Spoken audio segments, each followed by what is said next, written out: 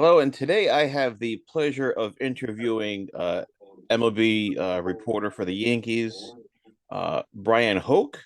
Today we're talking about his new book, 62, covering Aaron Judge's run in 2022 of the 62 home run season that he had. So first we'll get off in saying, asking how quickly did you start writing 62? I think around the All-Star break, I realized that Judge might be doing something special. So I started kind of kicking around the idea of, hey, if he's going to chase this Roger Maris record, which is obviously such a hallowed record in Yankee history and in American League history too, is there a book there? And so the answer I got around the All-Star break in July was no, not really. Let's see what happens. And then by the time I think the Yankees were in Anaheim when Judge hit 50, and then you're looking at the calendar and you're saying, oh, he's going to do this. Like he's having a season for the ages, and this is a really cool story. And then once Roger Maris Jr. joined the chase, and they're cutting in on college football, it was like, okay, there's a book here. This is a story that is not just a in the moment story. This is something people are going to be talking about for years to come. And so that was when I really kicked it into high gear. It was probably right around Judge getting to 50, and having the advantage of being around the team every single day. I was able to kind of shift gears from my day-to-day beat coverage job into kind of looking at the bigger picture and really being on the ground floor as something really cool was happening. And obviously you knew that on the horizon, he had his free agency. This was all taking place in a great contract year. And then I didn't know that was going to happen, but then he becomes the Yankees captain too. So it really just tied a nice little bow on this unforgettable season, and a year that Garrett Cole told me was the most magical offensive season he's ever witnessed. I think I would say the same for me. And I think it just all the pieces fit into the puzzle perfectly. And then the one big question was he going to stay as a Yankee? And Yeah. so that was something I couldn't guarantee. And I had a feeling he was leaning that way, but you never know when you get to free agency. I mean, I thought Freddie Freeman was going to stay with the Braves forever. And so that was always kind of, are we going to put Aaron Judge in a Giants uniform on the cover of this book? And obviously it worked out perfectly for all parties involved. Yeah, definitely. And you had that whole arson judge thing and going to the Giants, and that would have been a terrible ending to the book. um, Right. I think it's a much different book if Aaron lands in San Francisco and then he's yeah, standing. That was what Aaron Boone told me. He said his worst nightmare was the Yankees were going to have opening day at Yankee Stadium, and number 99 was going to be in black and orange on the third baseline. I think that would have been horrible. yeah. So obviously the Yankees needed to keep him. Judge wanted to stay as a Yankee, and that's why he gets to become the captain. And he's obviously got a 9-year contract in his back pocket. So you had a couple interviews that were really intriguing in the book, featuring a couple old timers like Bobby Richardson. What was it like interviewing them? That was so cool. Yeah, I there's not many of the 61 Yankees still around, and Yeah, so I was able to do some digging, and I dug in a lot of newspaper coverage, but I wanted to try and get to anybody who was still there when Roger was chasing that record in 61. So I got Bobby Richardson, I got Tony Kubek on the phone, and yeah, they were very different. I mean, obviously it's always cool talking to legends like that. I've been yeah, covering the Yankees for a while, so I've been lucky to be around when Yogi Berra was in spring training every year, and just to say, wow, I'm hanging out with Yogi Berra right now. That's awesome. I remember doing an interview with Whitey Ford back in the day, and that I came away from that thinking like I had just talked to Frank Sinatra. So it was uh, really cool getting to talk to those guys. They're obviously gone now. But Kubek and Richardson are still there, and they're still sharp. They know what they're talking about, which is awesome. And yeah, getting them on the phone, and it's funny because Richardson was actually watching the chase with Judge, and he was kind of reflecting on, in 61 it was like this, Roger did this, and the press was doing this to Roger, and this is how it's different now. And Kubek is kind of he stepped away from baseball. He had a broadcasting career, but now he's very quietly living up in Wisconsin. And so even for him, who was not keeping up with the day-to-day of baseball, said he'd never met Aaron Judge, friends, people he met from fantasy camps were all calling his phone and saying like, hey, you see what this Judge is doing? He hit another 2 home runs last night. He's going to catch Roger. So even somebody being disconnected from baseball, Judge was right there front and center in your face. But Bobby Richardson told me a great story about an old timers day where a lot of the guys are stay in the clubhouse during old timers day at the stadium. Judge was one who came out and wanted to be part of the festivities, wanted to hang out there and kind of press the flesh with the old timers. And Richardson told me about shaking Judge's hand with this big meaty paw, and he's looking up, and he's kind of like looking up at the Empire State Building if you're on 33rd Street in New York, and he's just saying, "Wow, you're tall." And Judge said something along the lines of, "Bobby, I'm glad you can still be here and be part of this." And I think that the takeaway from the old timers was Judge gets it. And this is probably 2017, 2018. It was that time. Judge is still not Aaron Judge, the face of baseball yet. But even at that point, he got what it meant to be a Yankee, which I think was really cool. How difficult was it in securing those interviews? Honestly, for the old timers, it was pretty easy. I got their phone numbers and called them up, and I explained the project, what I was doing, and Bobby was, immediately receptive. He's one of the all-time good guys, and we talked for a long time actually that day. And Kubek was a little reluctant at first because he said, "Look, I don't watch baseball. I don't know I don't know much about what's going on with Aaron Judge." And I kind of warmed him up. I said, "All right, can I ask you about playing alongside Roger Maris?" And that kind of unlocked the door. And then he was flowing with stories about Roger and what it was like, and the cigarettes Roger would smoke at his locker after the game, and just how many reporters were crowding around his locker. And one thing that I took away from that chat that I did not realize, I'm used to covering baseball circa 2022, 2023, where we have these very formal press conferences. You talk to Aaron Boone. It's very segmented and regimented. Get Aaron Boone. There's an hour of clubhouse access. That's when you can get your player interviews. After that, the clubhouse is closed, and then you can go to the field and watch batting practice. But in 1961, it was basically a free-for-all. Apparently, they didn't even do press conferences until the NFL. This is something I learned. The NFL instituted that in the 70s, the late 70s. So it was a free-for-all. You could walk into the clubhouse. If you wanted to go nag Roger or Mickey Mantle, you could go from one to the other and say, "Hey, Roger said this. Mickey said this. Hey, hey, Yogi, what do you think about this?" And you could stay in there right until game time. And even during batting practice, you can walk up to the cage. And I think you see a scene like this in the movie 61, where the reporters are kind of hanging around the cage, and they're bugging Roger and Mickey, and that's kind of, it's dramatized for TV and a movie, but that is kind of what it was like. Kubek was telling me. So you have a lot of tidbits in the book, like about that Life magazine where it references Willie Yank Slugger smashed 60 homers. And there's a poster of that in San Bernardino, and I see that almost every day that I go in and think of the book. So how easy was it to secure things like that, like the tidbits like that, or was that just part of being in the clubhouse so much?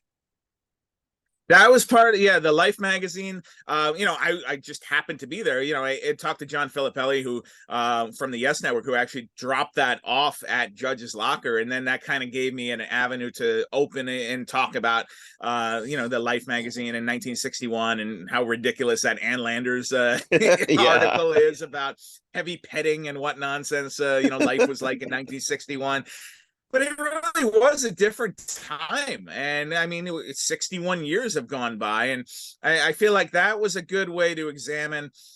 It's this connection between three great Yankee right fielders who all played the same position, all held this record at various times in their career: Babe Ruth, Roger Maris, and Aaron Judge. And I think, you're talking about the era of the Model T versus, Kodachrome cameras and, the space race against, Twitter. And so three completely different eras, and how these guys were able to deal with it. And obviously, Babe was the biggest star in the world, and he wanted all the attention, and Maris did not want the attention, and he wished everybody would just leave him alone for a big period of this time. And then Judge is somewhere in the middle, where I think he understands that he's in the spotlight. He's a little he's never going to be the guy who stands up there and says, look at me, look what I did.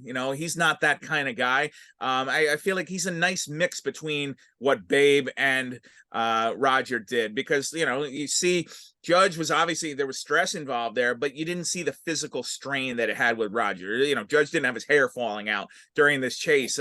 He was able to handle it, I feel like, a lot better, and I feel like he was made for this in so many ways. But to answer your question about the Life magazine article, we are so blessed to be in this age of the internet where that's just a couple clicks away. I mean, I was able to find that on Google and literally look through the entire magazine and read this entire magazine that was mailed to people 61 years ago. It's all scanned in there, and you can see the ads, which is awesome. Seeing the old like General Electric refrigerator ads, and I think it just added real nice color to the book. So you mentioned before about the All-Star break kind of being your, like, hey, he's going to do this kind of a moment, and getting it further into the season. Was that just a general consensus, or was that something that within the group of reporters, or was that just something that you were kind of thinking internally? I don't think I'm not going to pat myself on the back and be like, I'm the only one who realized that Judge had a shot at 61 here. But I think that he was obviously on an MVP track, and you could tell that the team was playing great. They were fantastic up until around July 10. They looked like they might win a World Series. So there were a bunch of different ways where this story could go. And obviously, John, you know how the story went. The rest of the team fell off, and Judge single-handedly basically carried them into October, and it didn't end with a championship, but it did end with him getting a record. So I still think even though the Yankees didn't ultimately win the World Series, I thought it was a great individual achievement, and it kind of opens the door in a lot of ways to talk about baseball history, to talk about the Yankees, to talk about how this team operates in the biggest media market in the world. There was a lot of different offshoots, so it is a book that centers on Judge in the 62, but I feel like we were able to cover a lot of ground just around that, and the people who are around that, and to go in a lot of different directions, and to turn it around in one off season, that I am going to pat myself on the back about, because that was no easy undertaking. I did a ton of interviews, talked to as many people as I possibly could, but yeah, that head start in July, where the kind of germ of a book. Without that, I don't think I don't think you can watch Judge hit 62 that day in Texas and say, okay, it's time to go write a book. I feel like the head start really helped in a lot of ways. So, given that I'm fortunate to cover a lot of the prospects when they're right out of college, one of my favorite parts of the book is learning about his time at Fresno State and the nickname he was given.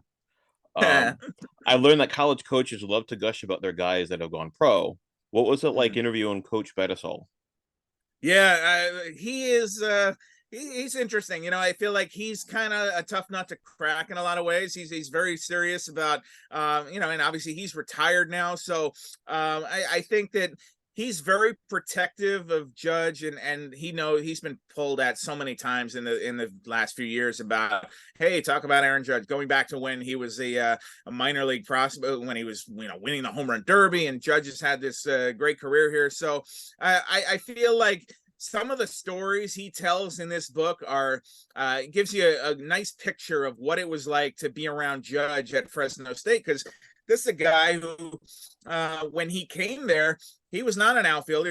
He wasn't the center fielder or the right fielder. They basically said, Judge wanted to be a first baseman, and they already had a first baseman. So your choices were to go play the outfield or to sit on the bench. And so that's why Judge moved to the outfield, and obviously developed into the star that he is now. And I think what's interesting to talk about is that Judge was kind of a late bloomer too. He obviously had the frame, the size, but he hadn't packed on all that muscle yet. It didn't really translate. He was more of a contact, doubles hitter. He wasn't this power hitter that we know, which is funny to think about Judge with a metal bat, and he's not hitting the ball out of the park, but he had not really grown into himself. And there's one of the scouts I talked to in the book refers to him as a newborn giraffe. Kind of had to find his way. And I think that as he's going through the minor league system, obviously he had to cut down on strikeouts. He had to learn how to be more of an on-base hitter. There's always going to be strikeouts with his game, but Reggie Jackson tells me for the book, he said that the Yankees had a meeting circa probably right before the 2017 season. This had to be where they were all going around the room in Tampa and saying, like, can this guy be our right fielder? And Reggie said, look, if you can live with the fact that he's going to strike out 200 times, he's going to hit you 30 home runs. And Reggie undershot because that year Judge hit 52 and wound up being the AL Rookie of the Year and probably should have won the MVP. But so that was kind of, nobody knew that Judge was going to be Aaron Judge. We knew that he was a good prospect, one of their top prospects. The size, but I think what I took away personally, being there early on in Judge's career, was his mentality. You could tell that this guy was focused, that whereas a lot of 22, 23, 24-year-olds are kind of really excited to be there, and they're kind of distracted by all the little things that are going on about being with the New York Yankees in spring training. Judge always seemed focused, and he always seemed like he wanted to learn. And I remember him having a locker next to Carlos Beltran one spring training, and he was just trying to soak up everything he could like a sponge, because, hey, this is a guy who's been there and done it and played in the big leagues and had a 15, 20-year career at that time. Like, I want to learn everything I can from Beltran. And I feel like that's really what I take away from Judge, is that he's been studying and preparing for this his whole life. You had a number of historical blurbs in there about Ruth and Maris chasing 60 and 61, like we were talking about a little bit ago. What kind of digging did all that take, and did you get any help from the Yankees?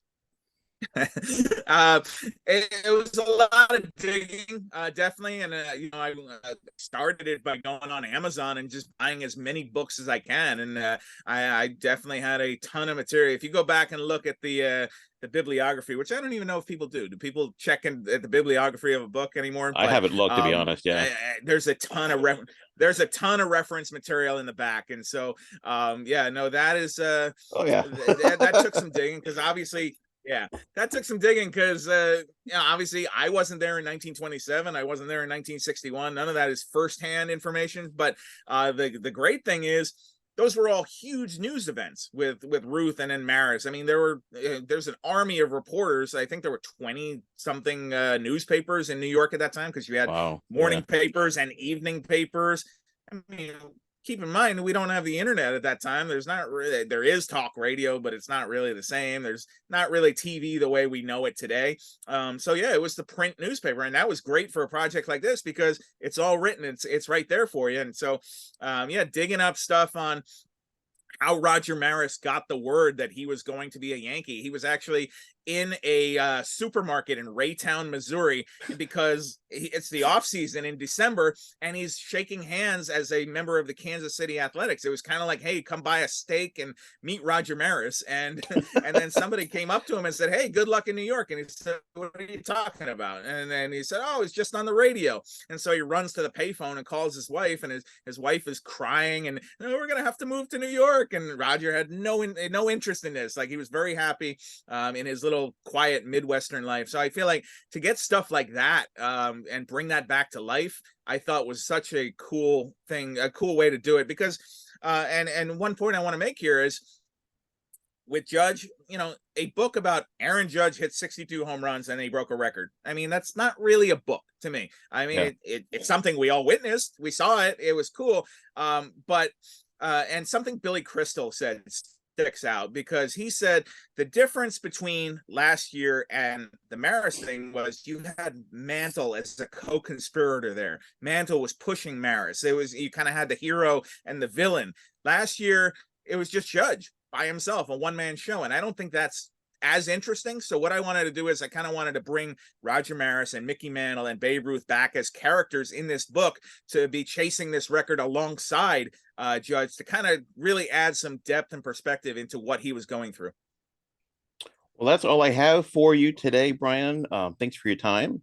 Those of you watching or listening, you can pick up Bryan's book today. It goes on sale today, 62. Aaron Judge, the New York Yankees, and the Pursuit of Greatness. Bryan, thanks again for your time. You got it, John. Thanks for having me.